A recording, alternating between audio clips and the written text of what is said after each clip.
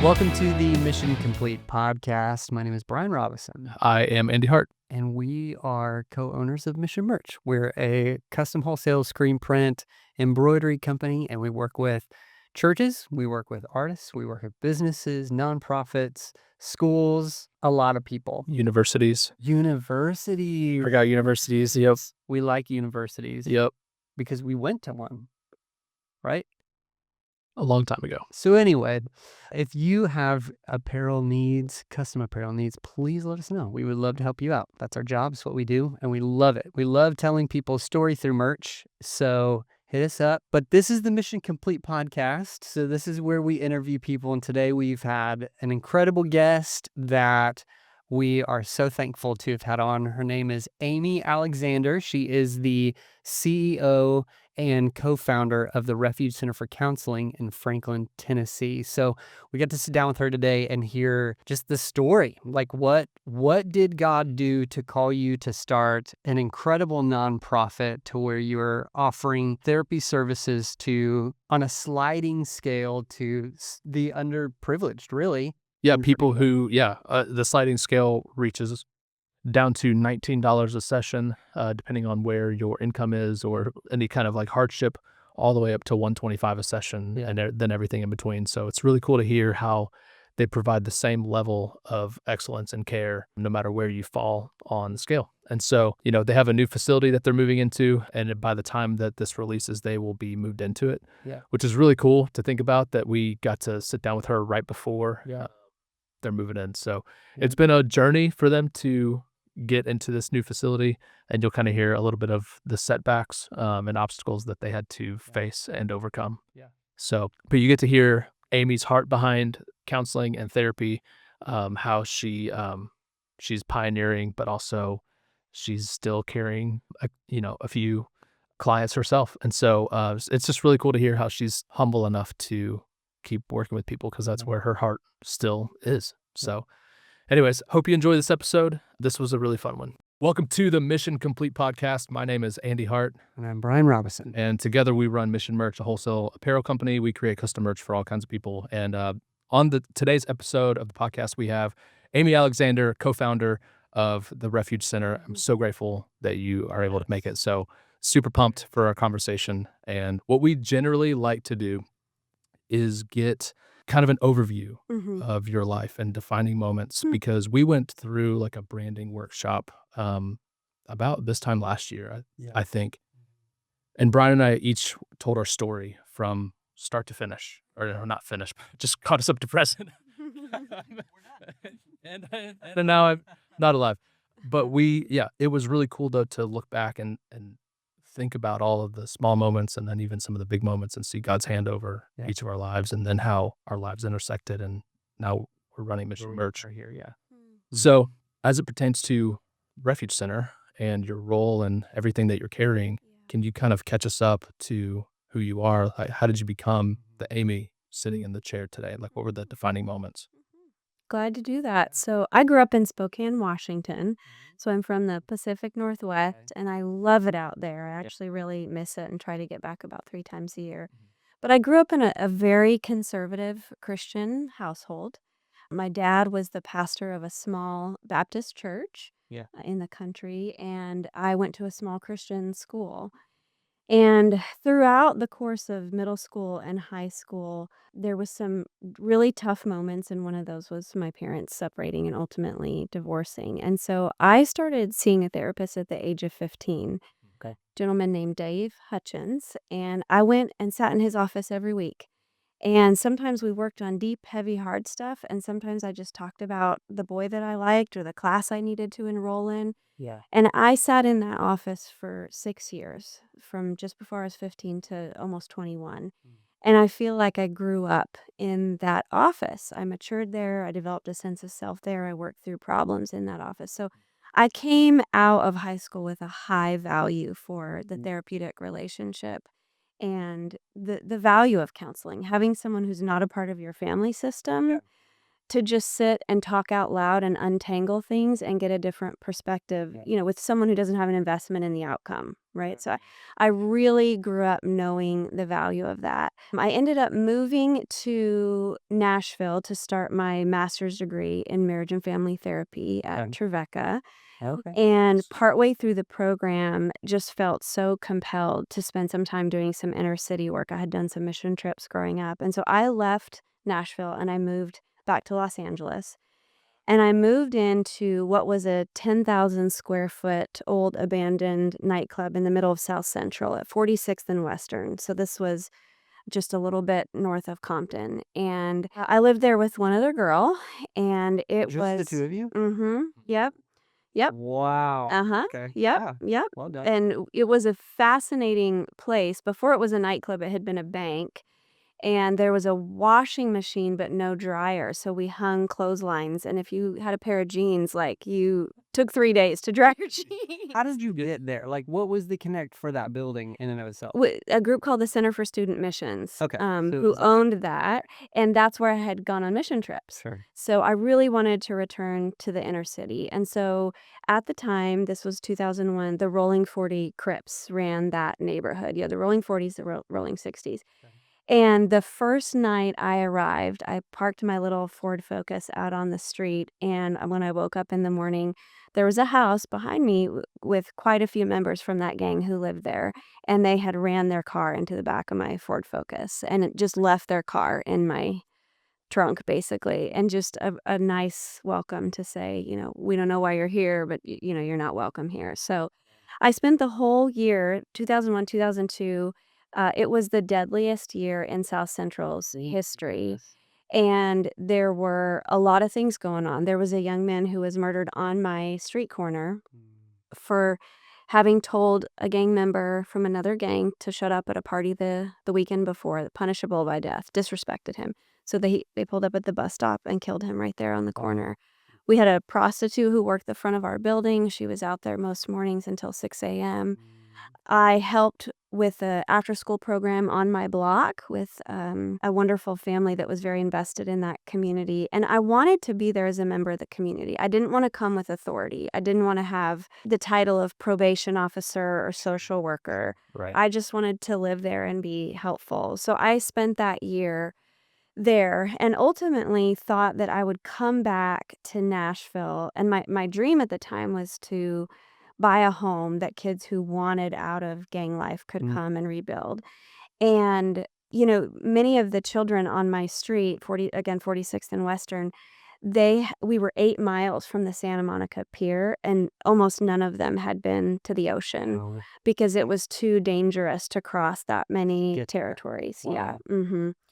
And so I thought, gosh, I want to be a part of helping create better opportunities in a different life. And I had some really formative experiences there, which ultimately tie into Refuge. One of those was we served at a place called the Midnight Mission. And at the time, this was down on Skid Row, right? Extremely intense homeless population. And they were overflowing at night with the homeless. So they started sleeping the homeless in their parking lot.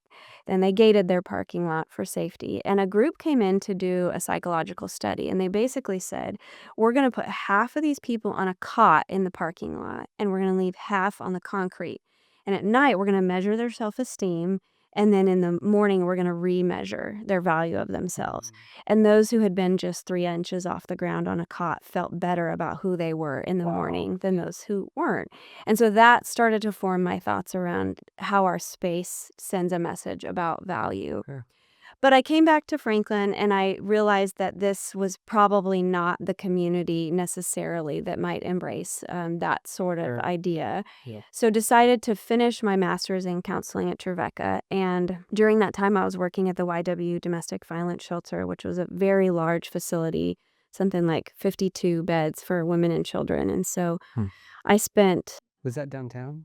that's in a confidential location because it is a domestic violence shelter. And so working, finishing the degree, working at the YW, and I met a classmate named Jennifer Gillette. That was her last name at the time, now Thames Hamilton.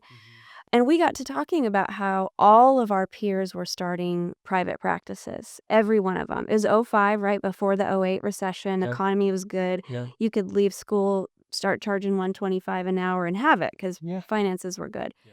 But I thought, if we do that, I will never see these people again. Sure. They will There's a never really high cross. barrier to Yeah. entry. Yeah, that's right.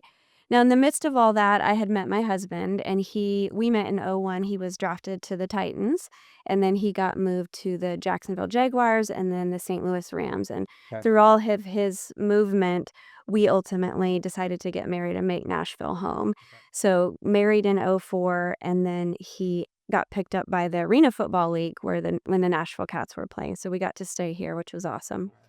And Dan had a foundation through his time in the NFL.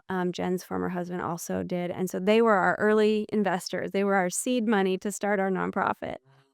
But we just said, there's a whole lot of hurting people who cannot afford those prices, and they absolutely deserve access to the very best care and healing. And it was such a burden on our hearts that we could not ignore that. And at the time, there were wonderful private practice clinicians, but their fees were just high. Yeah. And then Franklin was real niche specific. So this group only took 10 care. They only did eating disorders. We only see kids. So we said, what if there was a place we could serve the whole family and it be phenomenal care and affordable no matter who you are? Yeah. So that's where Refuge started.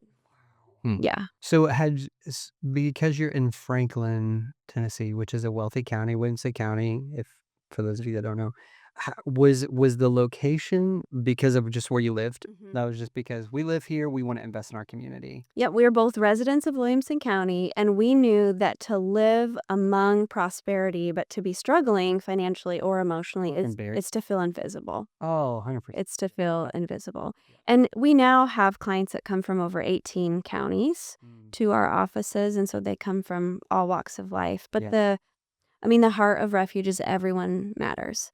And no matter what you can pay, what title you have at your job, what zip code you live in, what's been done to you, when you walk through our doors, you deserve the very best access to care and healing. That's just dignity. Yeah. Yeah. What was the start like? Because I can just hear the tension of we want to, provide care to everybody, but maybe you had enough seed money in the beginning to, be able to pay. Well, we had enough seed money to cover attorney fees, to file the 501c3, to buy rent or to furniture and to afford our rent, but we didn't have enough for salaries. So Jen and I went without any salaries the first year. Got it. Okay. I could just I could see this chasm Yeah. in my mind, between what you your goal of care and then what you were able to do. So Yeah. And when we started, the minimum fee was $10. And it's now the minimum fee is $25, so it hasn't gone up that much over 20 years. that may and Yeah. vary how much other prices have gone up too. So 2 decades. Yeah. Yeah. But it was just Jen and I. I'd say less. Yeah. Yes, eggs have increased more than that. It was just Jen and I, so we did it all. Okay. We cleaned our offices. We created the agendas for the board meetings. We ran the pro formas. We saw every client that called. Wow. We wrote the grants. We checked the mail. We did the deposits. There wasn't any aspect of the business we didn't do. And we were therapists. We didn't have a degree in business or grant writing or anything else. So God was so good to us that people supported that because we didn't have the expertise Yeah. to do Yeah. So, I'm sure it wasn't sunshine and rainbows since 2005. Obviously, if you said that, if you did say that, I would be like red flag. But what were some early challenges that you faced with handling everything, still wanting to provide excellent care? I just even see I imagine you probably hit this point where you needed to provide more care, but didn't have the time because you were still carrying all the other responsibilities. So how did you handle that? Well, we grew 1,000% in our first 5 years of operation. Okay. So the demand for what was being offered was significant. And then in the midst of that, we're trying to figure out all the other pieces that we did not have skills and training for. And there were a lot of lessons learned. When I do, speaking engagements or podcasts around starting a nonprofit, a few of the ones that I'll share is I think when you start a nonprofit, you have to have a board according to your IRS regulations. And the temptation is to invite people to be on your board that care about you and your mission. And a lot of times that's like friends, family, Yeah. people I know from church. But that becomes problematic very quickly because these are now the people voting on your salary and deciding how much Sure. paid leave you get. And then if there's a disagreement about a policy, now you're at odds with Makes it someone. family. Wow. It's a dual relationship. That's It's really good conflict of insight. interest. So big lesson learned is, there needs to not be dual relationships with That's your good. board of directors. Yeah. I waited way too long to bring on an HR expert. And so I was tackling a lot of HR issues like a therapist. Uh, And so there was a ton of things that I let slide for too long because I wanted to be understanding of the context of someone's situation or, well, it might be their trauma. Well, no, we still have to fire people. They still have to have an accurate performance review. yeah. And I wish I'd had that guidance a lot earlier. Mm-hmm. Yeah. So, and fundraising was brutal. I mean, it was just I mean- so hard. Did you expect, I guess, starting a nonprofit, was that on your radar? Like, okay, now we've got to start fundraising. Like, our main job is to bring this money in from businesses and stuff. Or was that like as time went on, you were like, oh yeah, that's a lot of my job. I don't know that we thought about that at all. Yeah. I think we knew there's a gap between what people pay and what it will cost to do this. Yeah. But how we would do that, I don't Yeah. think we realized that we were going to Really good. have to have galas and write grants and meet with donors. And Yep. so God bless us for, what we didn't know. Otherwise, we may have backed out. Sure. But a lot of really cool miracle stories. I mean, two that I'll just share in case it encourages anyone else in their early years. We had a couple of different holiday seasons where we were just not sure how we were going to pay our employees. Things were so tight, and Yeah. what was in the bank didn't equal what payroll needed to be. Yeah. And there was one year that we had applied to the Garth Brooks Foundation. It's called Teammates for Kids. And we had sent that proposal in, I want to say 10 months earlier, and every month checked, have you reviewed our grant? Have you made a decision kind of a thing? And payroll was going to go out later that day. I went to check the mail, which always came at 10 in the morning, empty. And then right before leaving for the day at like 3:30, I went back and there was a check in the mail, and I was able to make it to the bank and pay our employees.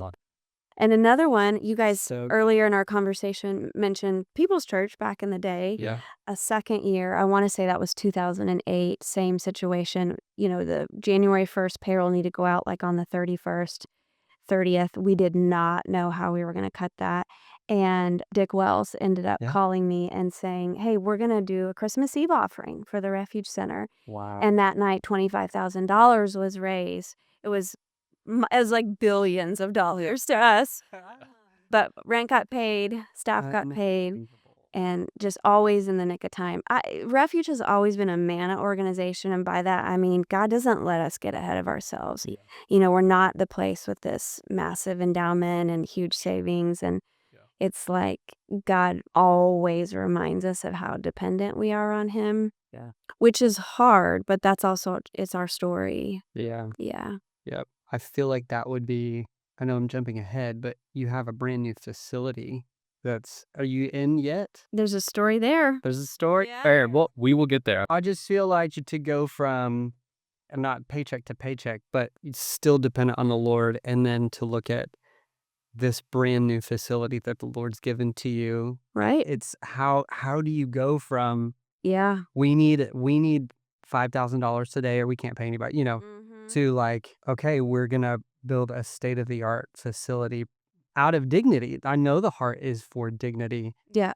What is that time? Is that like Mm-hmm.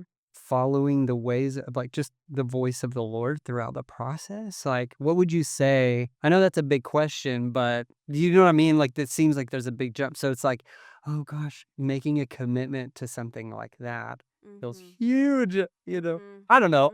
I don't know if I'm asking it. It's like the equivalent of you us, are. having like a state-of-the-art, building and everything right now, and Yeah. we're only 2 years in, so, I would say we're asking questions like, Lord, how are we going to get to that place?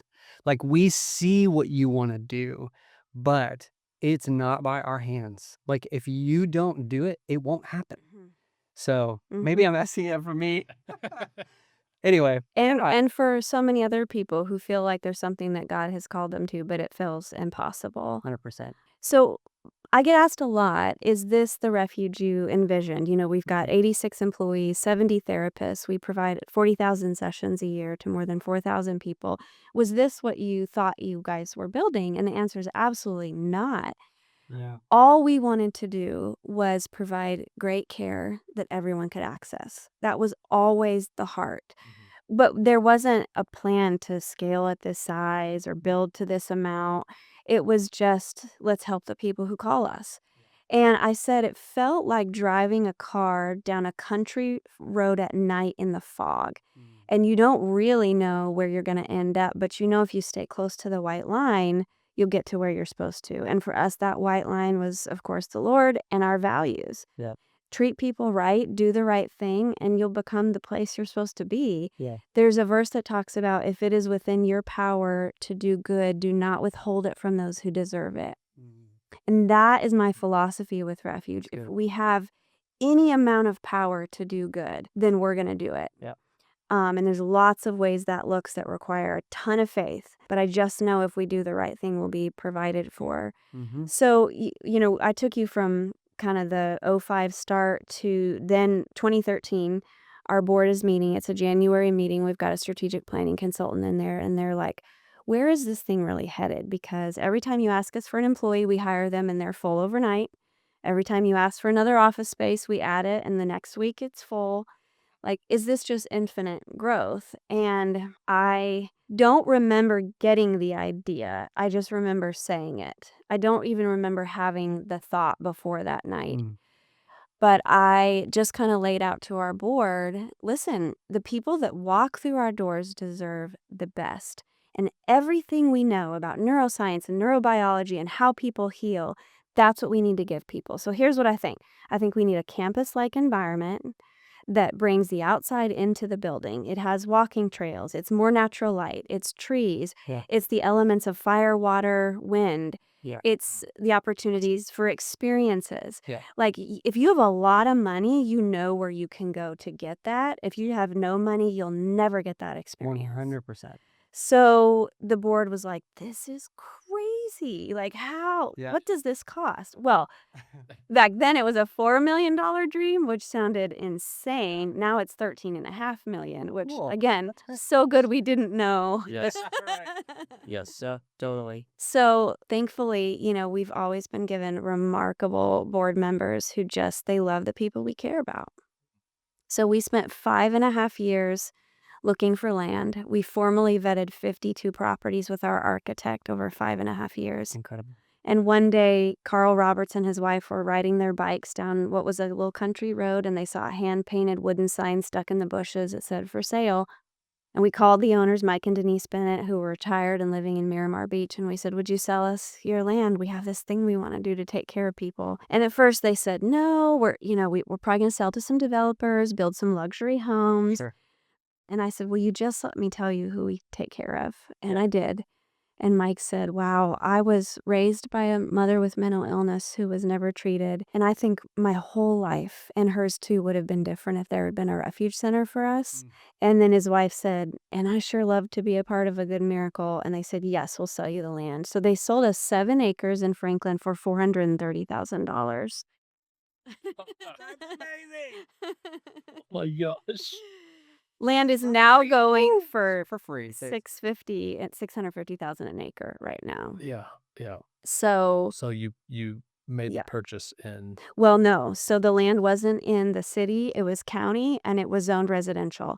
So you have to zone up and you have to pull it into the city. Okay. So we thought, well, okay, we got to fill out some paperwork, meet with the alderman. What do we need to do? Well, then we began Wednesday County.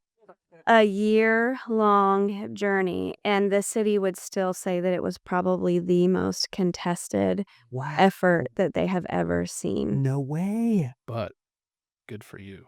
There was a lot of resistance Wow. to the idea of a mental health facility being near that neighborhood and in that area. We were the first to develop in that space.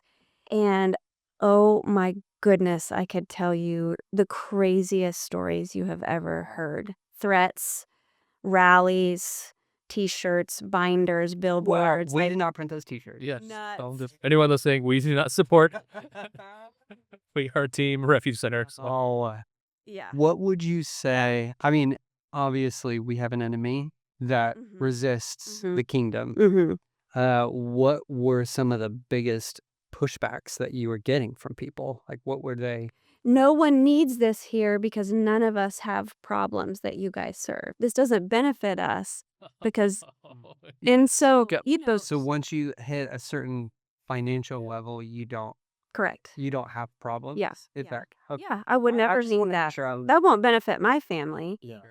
And, you know, you've got thousands of homes and you're like, no one's depressed. No one's had a miscarriage. Marriages are great. Like, Yeah. I don't think so. So one of the concepts that I love, you know, there's activism and then there's something called innervism. And that was coined by Elizabeth Lesser. She basically says many of us are called to activist efforts where we go out and fight the monster out there. Yeah. But we also are called to innervism, which is take a seat and look at the monster within. My shadow work, the dark side of me, my unconscious intentions. And I think for many people, it's way easier Oh, to get up and fight yes. about the zoning and who's my neighbor than it is to go, well, I'm really hurting and I have some things I need to address and some things I need to heal in my own family. Yeah, for sure. That's super. That's. I've been talking the last 2 weeks with a good friend of mine. Like I keep hitting conversations where it's like I can't look at that unless I look at the plank in my own eye. Yep. You know, I even said to my wife the other day, I was like, everyone's issues around me feel so clear. I was like, oh no, do my issues feel as clear to everyone else around me? You know, like probably does. You know what I mean? Like, 3.4 blind spots is how many the average person has. And that's things that everyone else could tell you about yourself and you don't see at all. Oh. So yeah, we Stuff. all have work to do. right. We do. That's a good way to. That makes a lot of sense why there was so much pushback. I This is love 2018, right? It wasn't until COVID, 2020, 21, that people recognized, oh, mental health isn't the problem over there with that person who had a breakdown. I'm anxious. I'm depressed. I'm not happy in my relationship. And then it's like the whole world woke up to like, yeah, this is all of us, Yes. right? Yeah. So we walked through that process with a ton of integrity and we made a lot of friends. I can recall one person who was especially adamant against us, created fake Facebook profiles, lots of threats of lawsuits. And one day our operations manager came out to get me and she said, this person's in the lobby, but he's not aggressive. And I said, okay. So I went out there and I said, how can I help you? And he said, well, if I'm going to fight you on this thing, then you need to give me a tour, which I thought was interesting logic. So I said, fine. So we went through the tour, came and sat in my office. And I said, well, is there any other questions I can answer for you? And he said, all right, I'm going to shoot you straight. That's not why I'm here. He said, my wife just told me she's going to leave me and I'm going to lose my family. And I'm here because I need the Refuge Center's help. Will you help me save my marriage? Oh my goodness. And I said, yep, we have a therapist that can start seeing you guys at 8 a.m. on Fridays. And they're still together. And unbelievable. there were a lot of people that realized, no, this is for me too. And when you're in that spot where you're hurting and desperate, Yes. it's pretty great when it's your neighbor. Yeah, so good. Yeah. Yeah. So we then spent 6 years fundraising to get to 9.5 million. And it's absolutely one of a kind. It's such a special sacred place. We have a prayer labyrinth, chapel, you know, trails in the woods, lots of spaces for healing. And 36 hours before we moved in, 2 sprinkler pipes burst and flooded the entire first floor. Oh my god. Oh my What god. was this? This was October 21st, October 23rd. Yeah. Uh-huh. What was that first feeling? Oh, I'm so sorry. When you got the phone call, like what? I was there for the second break, which was the entire first floor. Some of our board members were on site. The alarms start going off. All of a sudden, we hear the fire trucks. And, I mean, there's just 4 inches of water coming out of the building. Yeah. So did you already have insurance at this point? Like was it We do have builder's risk. Yeah, so right now the repairs are around 230,000 and insurance is covering like 17% of that as of right now. So, yeah. Okay. Yeah, that's where we are. So, Did not know that. uh-huh. Yeah, because we did what's it, the Connections lunch Yeah. tour this summer, Mhm. and we're moving in the Yeah. Yeah, October 25th, the moving trucks were coming. We're all Mm. packed up, toys are packed up, rugs are rolled up, books are put away. Oh no, Uh-huh. Yeah. because where you currently or where you have been meeting, do you own that building? We don't, and we will not be able to stay there That's much what longer. Yeah. Yeah, yeah. Okay. So, everybody rushes in with brooms, mops, whatever they can find to start shoving water out of the building. And I went up to the labyrinth and I couldn't stop crying because I thought it's 12 years we've been working to get this. And it just has been so hard. Like, why does it have to be so hard? And I just think, I don't know if I'll ever have that answer. But I also know that we've never hit a roadblock that we didn't find our way through. And the doors do just keep opening. It's not on the timing necessarily that we want it to be, or it's not in the way we want it Yeah. to be. I feel really confident that in the next few weeks we'll be able to make our way there. I think we're going to be sorting out a lot of the legal and financial stuff for a while, but Sure. it's just one more part of the story. We've got the whole hallway right now at Refuge is filled with these big pieces of white paper that say "Watching for the winds while we wait." And So good. clients and kids and everybody every day is writing of the good things that are Yeah. happening. That's so good. I literally, even yesterday, was listening to the sermon about the wind of the Holy Spirit. And it was a theme that even happened in worship. It was a theme that even happened again in the message. And now you're talking about wind. And I kind of want to go back to Yeah. 3 aspects: the fire, the wind, and the water. Yep. Can you kind of go into detail why those are significant? Yeah. Well, we need natural healing elements to help us cathart or release the energy of our experiences. The energy of our experiences are stored in our cells. And many times, talking about those is one form of repair or release. But we need a somatic posture or exercise to discharge that energy from our bodies. Okay. Animals know this.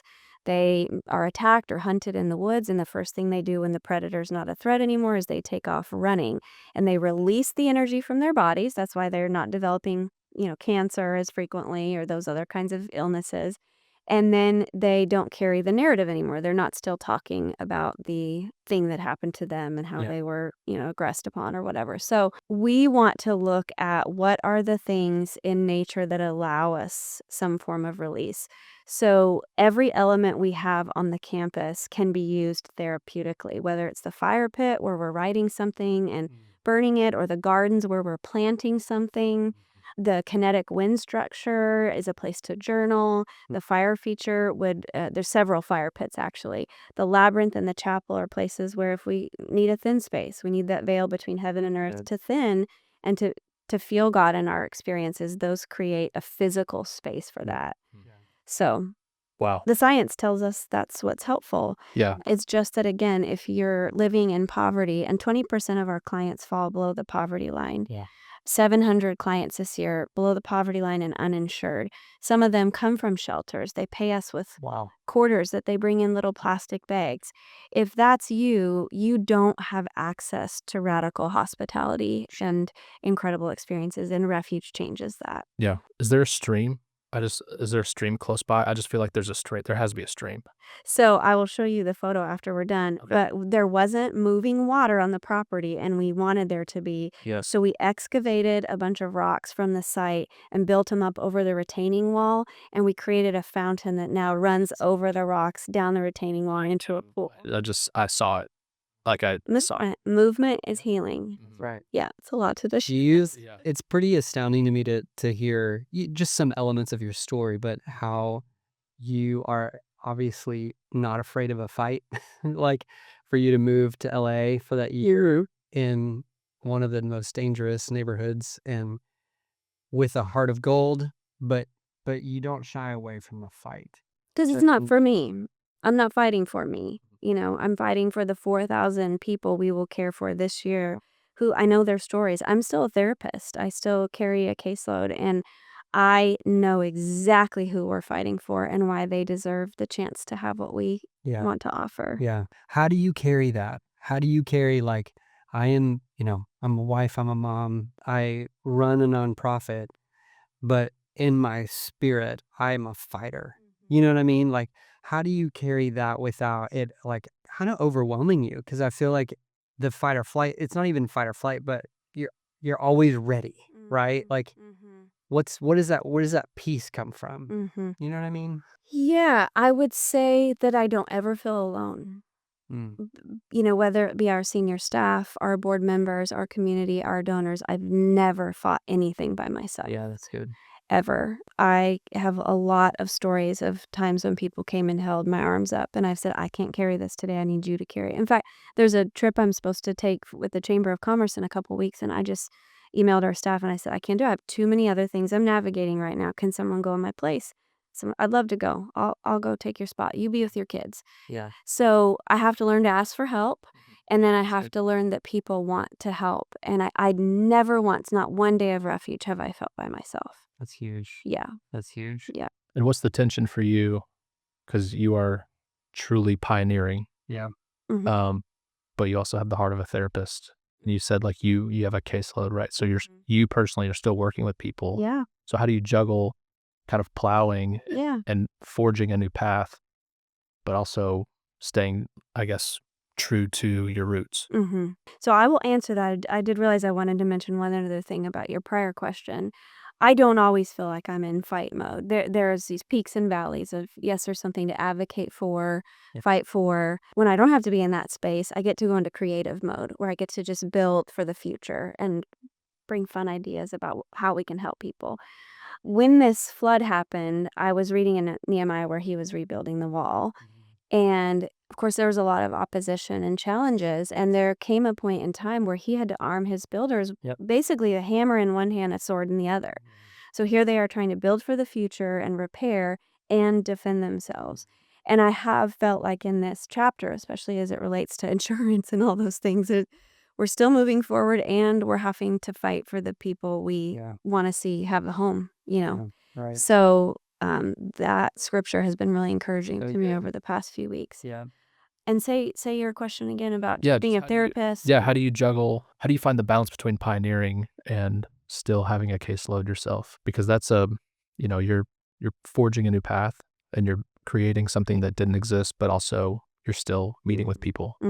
I am a therapist first and foremost. It is absolutely my life's calling. There's nothing I love to do professionally more than that. And I'm so thankful again that our board has always supported me doing direct service work.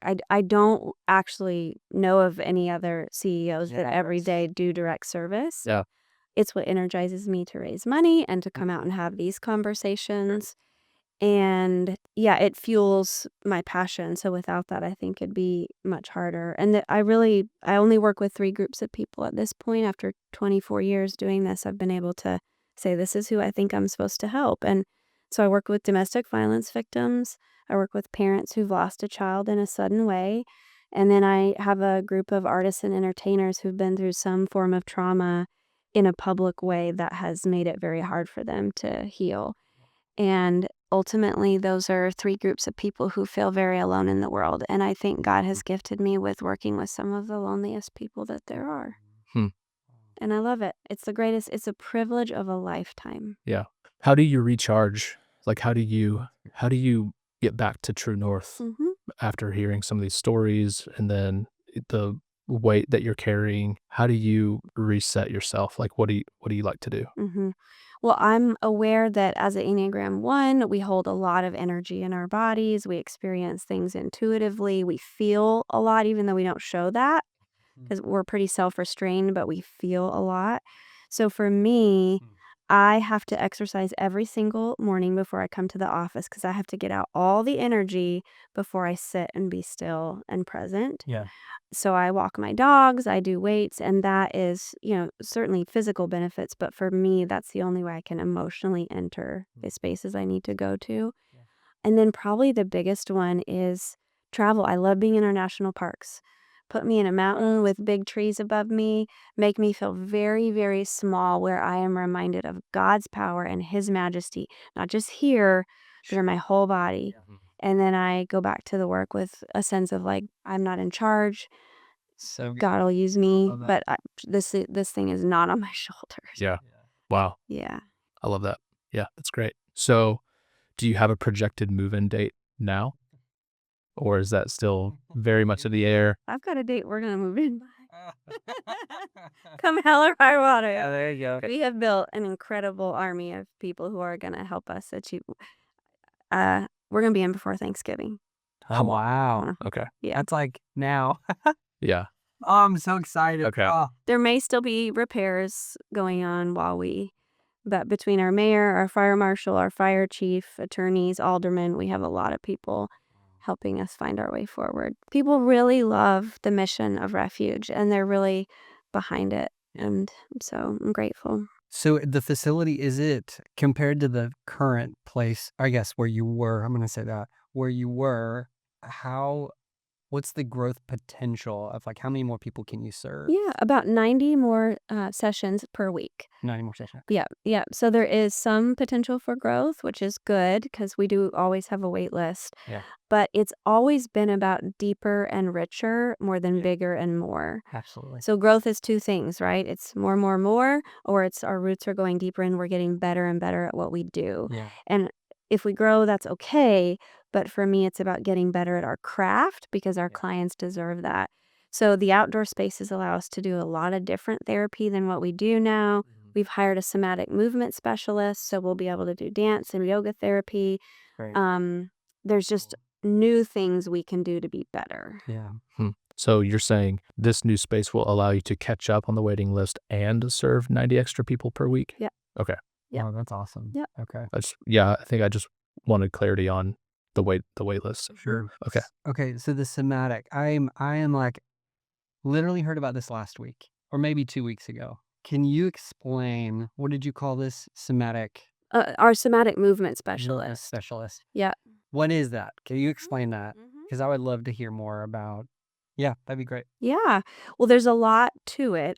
We sort of touched on it earlier, which is just that we literally hold the energy of our experiences in ourselves. Yeah. The energy of our experiences are trapped in our bodies. And not only Body keeps the score. the body like, keeps the score. Yep. That's it, right? And he talks about all the ways we can discharge that, everything from internal family systems to theater. Yeah. It doesn't just have to be therapeutic. Yeah. I mean, sometimes the best thing you can do is ride your bike or go for a swim. You're engaging that bilateral movement, but you're releasing energy. Yeah. And so a lot of the formats we use are about releasing energy. So EMDR, brain spotting, Yeah. the somatic movement, we now have a large multi-purpose room that can seat 50 people, and it allows us to collectively do some of that together. Yeah. And that's a big thing for Refuge right now in our whole world, that the greatest pandemic or issue of our time is loneliness. Yeah. So, 60% of people say they're lonely, and 20% of people say that they don't have a single person in their life to have an important or meaningful conversation with. Wow. Wow. 1 in 5, I have no one to have an important conversation with. I can't imagine that. Yeah. Yeah. That's intense. I mean, especially in a world of social media and a lot of fake relationships and just perceived connection, thinking that you're connected, but you're so disconnected. Yeah. And not even for our kids, think about our middle schoolers, right? Who they've learned really well how to text and to DM and all that, but to make them talk to their friend face to face, it's really hard. They don't know how to. Yeah. So a lot of what we hope to do is increase our group work and our intensives that bring people together. And it's like, me too. And now I don't have so much shame, or I thought I was the only one. Yeah. And of course, those loneliness stats tie right into our suicide stats. That's right. So That's right. Yeah. What kind of suicide stats have you been finding? So this has been a big focus for our mayor in our county. About 4 years ago, he started a Blue Ribbon Task Force because our county was scoring really well on all the initiatives that the governor had laid out for the state, right? Smoking cessation, improvement in physical health and movement. But where Williamson County was struggling, and we were one of the highest in the state, was with our suicide rates. And what we were finding is that the vast majority of those who were taking their life were white, males between the ages of 35 and 65. And when you look at our community, who is that, right? Well, these are our leaders, our, right? CEOs, CFOs, high functioning people. Specifically in Williamson County, they seemingly have everything together. So then you ask the question, right? If you have all the money, all the power, opportunity, influence, and you still don't find a reason to keep living, what is going on? And you find that people have achieved, and that didn't bring the contentment they were looking for, or they're exhausted trying to keep up, or it's so lonely. Like, who do I tell people that, yes, I've made this amount of money, but I don't like my wife? Where do I go to say the hard things? Yeah. So it can be very, very lonely in those spaces. And people do tend to take those steps when they feel that they're a burden on the people they love. Sure. They don't belong anywhere, and they have access to means. And so this task force became something now called Find Hope Franklin. And about 60 agencies, Refuge included, meet quarterly to try to create movement in those areas. And it's been great. Our police chief, our mayor, It's incredible. our hospital. And in fact, the Refuge Center put 2 therapists in our local hospital every day of the week to those in the ER who are have attempted or have a plan to attempt suicide. So for the first time in our county's history, there's now a therapist in the emergency room. Oh my God. Yeah. That's huge. Yeah. Yeah. Yeah. I'm really thankful for that. That's so good. Well, men are among our loneliest. Our teens and our men. 100%. And obviously, part of what you guys are doing and finding is that these conversations change that. They do. Yep. Put it on the table. We call it the truth table, right? Let's Yeah. put it right here. Let's look at it. Let's talk about it. Let's find our way together. Yes. Yeah. And you can't do it alone. It's never going to change alone. And it's like Yeah. what you said. And I think for men, like, we want the fight. We want to find that fight that gives us purpose. But I love that you were like, I don't do that by myself. I can't. We're not called to. And I think we innately know that, but we don't want to admit that because it makes us seem weak. Mm-hmm. But I feel like the strongest thing is to bring people in. Yep.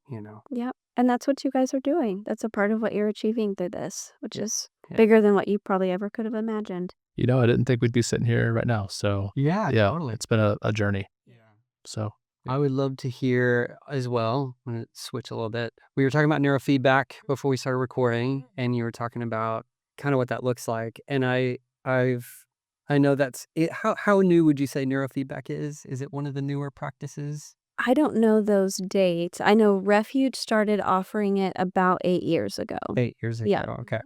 Because right now, every office has access to EMDR, correct? And in your facility. Is that Oh, right? yes. We've got about 30 trained EMDR clinicians. Okay. Yes. I feel like when we took the tour, it was like, you can do EMDR here and here and here. It's Every everywhere. office has the equipment. Yeah. Correct. Which is great. Mhm. So with neurofeedback, what would you say? How would you compare EMDR to neurofeedback? And then what would you say the benefits of neurofeedback are? Yeah. I've been doing EMDR since 2008. It's the primary modality that I use with my clients. And for those who don't know, EMDR is eye movement desensitization and reprocessing. And essentially, when we go through something traumatic, and that could be big T, small t. Okay, big T, war, natural disaster, sexual assault. Small t is I go to reach for my dad's hand when I'm 4 and he swats it away. And I start to believe I'm not wanted or I'm not valuable, right? When we go through those experiences, the original sights, sounds, smells, and stories get locked in our brain. And what our brain can't do when we've been through something difficult is distinguish a timestamp. It doesn't realize that event is over. It's not still threatening to you, or that's not true about you anymore. So what we have to do is bring the part of the brain online that can go, this is old. You've already survived this. You're not that person anymore. Because the negative beliefs that we color our world with determine everything about us. So I'll give you an example. Yeah. There was a video on YouTube for a while. It was called Shark Music. And when you pushed play, you see this gorgeous sandy path, these beautiful palm trees swaying in the wind, a sparkling Caribbean Ocean. You see a pair of feet winding towards the ocean. And it's classical music playing. And you're thinking, I need a trip to the beach. This is so peaceful. Your heart rate slows down, your breathing comes down, and you just think, this is good. Yeah. Everything goes black, the music stops, screen goes black, It all starts again, same scenery, palm trees, sand, wind, water, but now the music to Jaws starts playing. And you're like, oh gosh, this is gonna get bloody. Someone's gonna die. Yeah. I don't want to see this. Heart rate goes up, breathing goes up. And what I've always said is that our mental health is our shark music. It's the music that's playing that colors the scenery. Yep. That's good. So if you started believing, That's good. I'm not worthy of love, it was my fault, Yeah. no one will ever accept me, those beliefs color everything you do. Yeah. Every professional experience, interview, Yeah. date, right? Yeah. It cover, Yeah. Friendships. all of it. So EMDR uses bilateral stimulation, which mimics what happens in our REM sleep cycle. The eyes move back and forth rapidly. And we do that through a light bar, some tones in the ears, and a gentle buzzing from hand to hand with these little tappers. So it mimics the bilateral movement that allows the material to come up and for us to see it differently and then put it back in its place. Okay.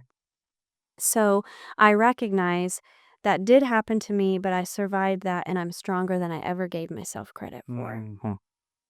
EMDR is tremendously effective for all kinds of issues and concerns. Yeah. And I've used it for many years and am a firm believer in it. The thing is, we approach the event with the posture of, I don't have to fix this. I don't have to solve it. I don't even have to analyze it. I just have to notice what happens next. Okay. And if you've ever been in a place that's that spacious, every feeling, every body sensation, every insight, you don't have to fix it, analyze it, just notice it. Yeah. Your brain and your body know what to do, and they will take you towards healing. It's phenomenal. That's crazy. Wow. So very effective, but we do have to go to the hard places. Yeah. So when you are doing the physical movements, the light, you before beginning that, you have an event or you have a belief in mind, correct? I'll give you an example. Let's say I had a client. I've never had this client, but let's say I have a client who comes in and says, I have a fear of water and I really want to be able to take my family to the lake. We want a boat, but I just can't be around water, so I need help with this. So I might say, take me back to the earliest time you can recall being afraid of water. Well, we did have a pool growing up, and my brother, who was 2 years older than me, one time I dove in. I was looking for things on the bottom of the pool. He jumped in on my back. And he kept me underwater. And I couldn't breathe, and I didn't think he was going to let me up, and I thought I was going to die. Yeah. So that's the earliest time you can recall those thoughts and feelings. What is coming up in terms of the body sensations and emotions? Well, even sitting here right now with you, I'm having trouble breathing. My throat is tightening up. Yep. My chest is hurting. I'm actually starting to feel panicky. All right, well, what is the negative belief that goes with those body sensations and emotions? I can't protect myself, and I can't protect the people I love. Okay. And how intense is that for you, 0 to 10? Well, right now it's a 10. Yeah. All right. So in a perfect world, if we could sort through this together, what is it you would hope or prefer to believe instead? And I know you don't feel that today. It probably feels a million miles away. But what do you hope or prefer to believe instead? That I'm strong, I survived, and I can take care of myself and the people I love. Yeah. Okay, and on a scale of 0 to 7, how true does that feel to you? Well, it's like a 1 today. All right, so we're going to turn on this equipment. We're going to float back to that memory, and we're going to see what you notice. Almost like it had been filmed, and we put the DVD in. I give you the remote, Yeah. and we're going to start watching it together, but you push pause on the really hard parts. Yeah. And when we can look back at our experiences like that, we realize, well, no, I jabbed him in the stomach and he rolled off and I swam to the top. I'm fine. I can do water. Yeah. Yeah. Yeah. And yes, if my kid jumps off the boat, I can go get them. Yeah. I know how to swim now, Yeah. right? Yep. Is that So- example yeah, help? Yeah. Huge. Yeah. Mhm. Huge. Yeah. Yeah. I've never experienced EMDR personally, but so that just walking through that really is helpful. Yeah. And it could just be a place you get stuck, right? Like every time I go in for this kind of interview, I sort of choke up or I get afraid when I have to put in this order.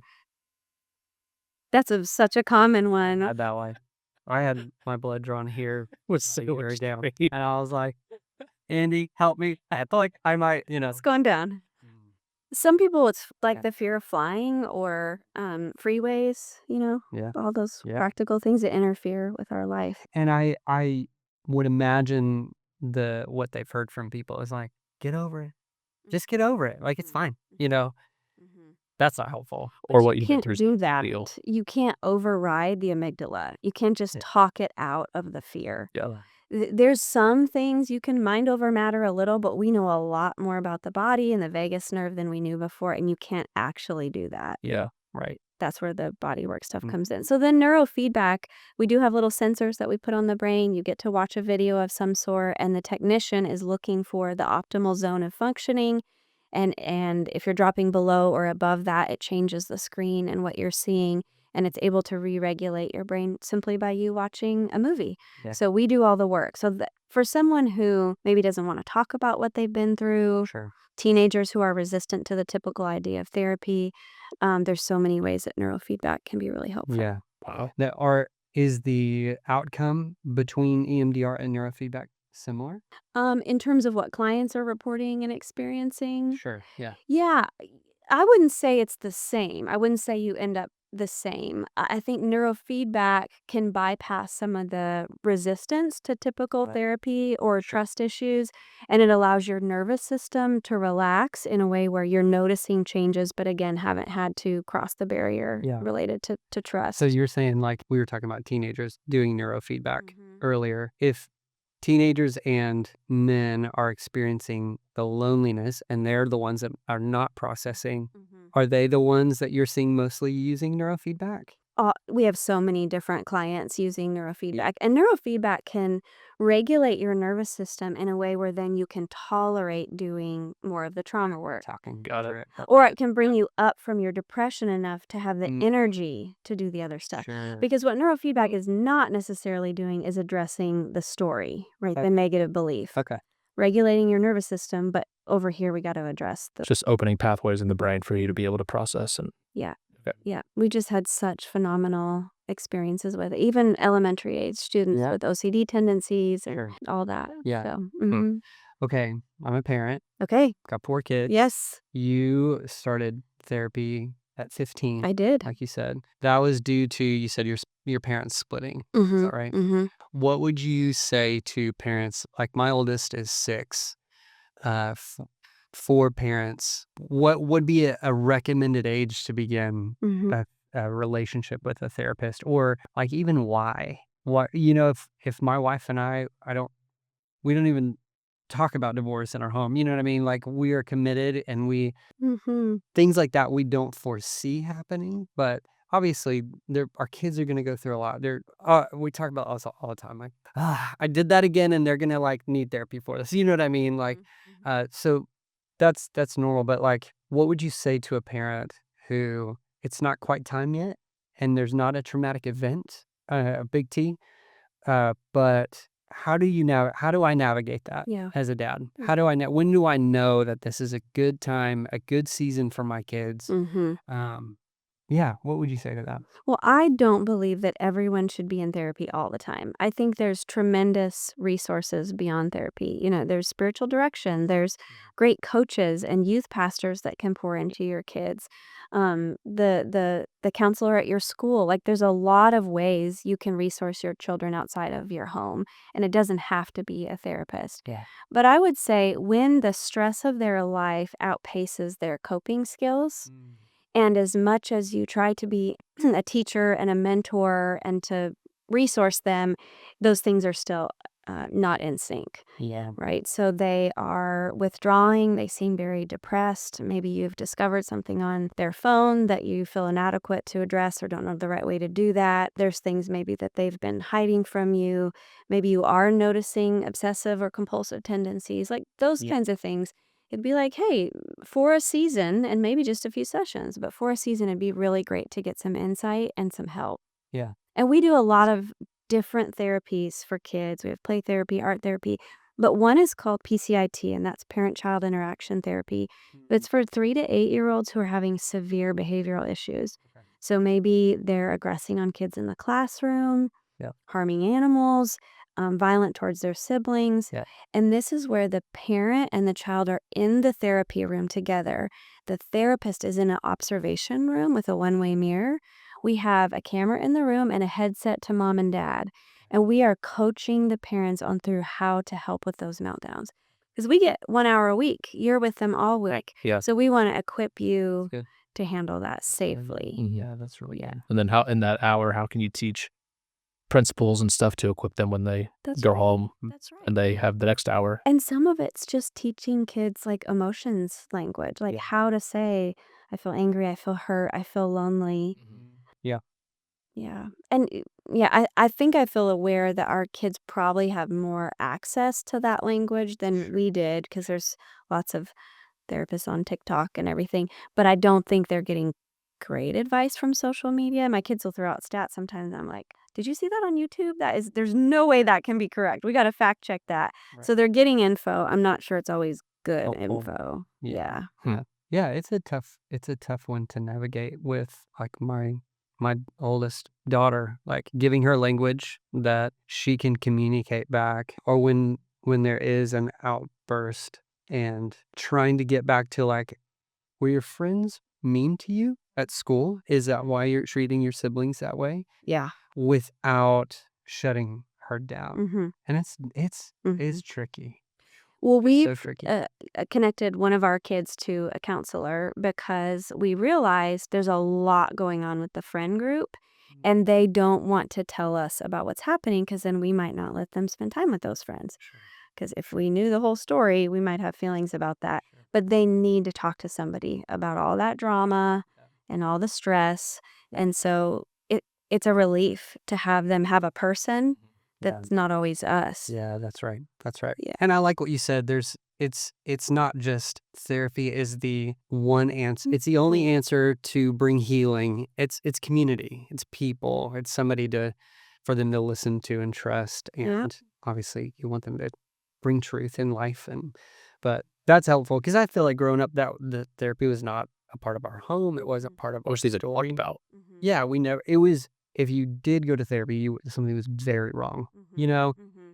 But I think my parents did a good job of putting us in a place where we had voices, like trusted voices, and then that created a hunger in me to seek that out more. Yeah. You know, so onto doing therapy, which is Yeah. awesome, and I'm super thankful for it. And if you find somebody that you guys like and your kid likes, they can just be your person as the kid grows up. You go in for a few sessions when there's a breakup, and then you come back a year later when they've got their first job and trying to figure out how to interact with their boss. Like, just they have their person to kind of do life with as needed. You don't have to stay in it forever by any means. Yeah, for sure. Yeah, that's really good. A lot of moving pieces. You're carrying a lot, and you still have more to go, which is exciting.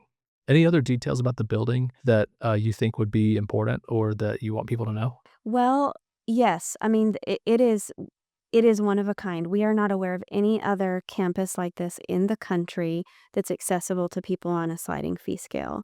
So I'm so proud and grateful of what we are offering to our clients. And we have people that fly in from other states and other countries to receive services because there's nothing like it in Baltimore or Austin or Seattle. And so I'm grateful for the gift that it offers our community. We do have the option to purchase some land near us and expand and perhaps be able to invest in a retreat center. And so, Lord. yeah. And there's not any retreat centers in Franklin. Nope. There are some in the county, but not in the city.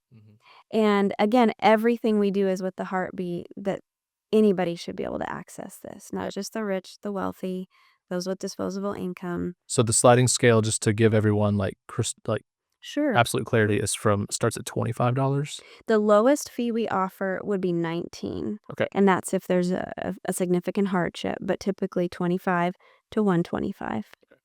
And you present your tax return and a pay stub, and then you're issued a fee based on your gross annual household income. Okay. Yep. Wow. So cool. Yeah. And 20% of our clients make a lot of money and could go anywhere. Yeah. I mean, we've had millionaires, we've even had a few billionaires, and they could go anywhere, but they choose Refuge because of the excellence and the quality. And then a lot of them wouldn't have other choices. And they all end up in the waiting room together, many times with the same needs and concerns. Right? How does that happen? Like, it's so funny. Because we're all humans. Yeah. Yeah. Okay. Yeah.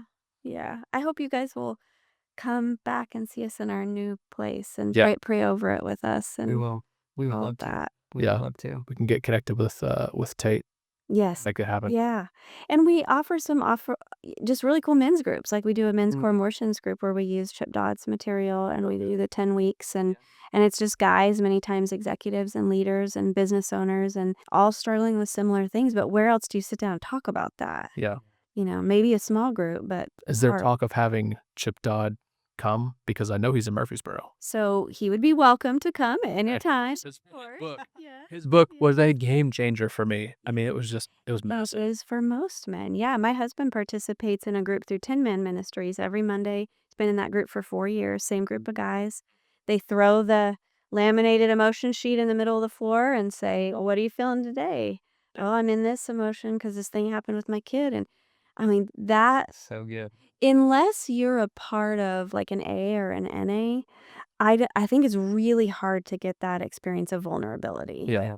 Which is sometimes easier with strangers than it is like people you're at church with or something. Yeah.